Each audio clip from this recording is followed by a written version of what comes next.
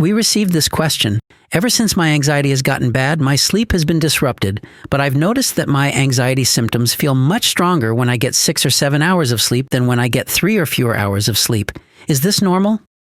First, since each person is somewhat physiologically, psychologically, and emotionally unique, each person can have a unique anxiety symptom experience.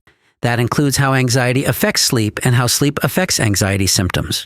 While one person might experience an uptick in symptoms based on their sleep habits, another might not. That said, it is common for people who have chronic sleep problems to have their anxiety symptoms increase when they get good sleep and decrease when their sleep is chronically disrupted. Research shows that chronic sleep disruption can cause sleep inertia, feeling groggy, disoriented, foggy-headed, and dizzy upon waking up after a long period of sleep deprivation. When you experience several nights of poor, fragmented sleep, your body builds up a significant sleep debt. When you finally get an extended period of consolidated sleep to pay back that debt, your brain remains in a sort of sleep mode for a period after waking up. In a sense, the brain is temporarily sluggish as it transitions from the intense recovery process of deep sleep back to being fully awake and alert.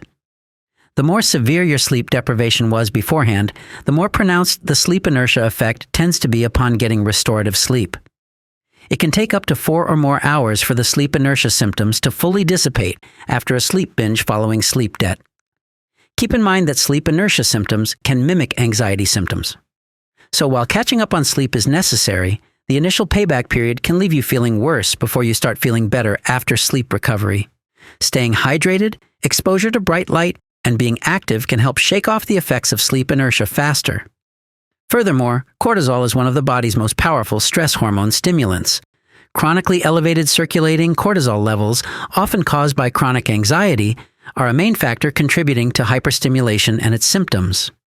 Remember, chronic anxiety symptoms are caused by a chronically overstimulated body, which we call hyperstimulation. Sleep deprivation can lead to cortisol insensitivity, reducing the body's response to cortisol. Since anxiety symptoms are often caused by elevated levels of circulating cortisol, a reduction in cortisol sensitivity can cause a reduction in anxiety symptoms. For instance, sleep deprivation is associated with higher afternoon and evening cortisol levels. Elevated cortisol due to sleep deprivation can disrupt sleep further, creating a vicious cycle of insomnia and high cortisol. However, studies show chronic sleep deprivation can result in cortisol insensitivity, where cells become resistant to cortisol's effects.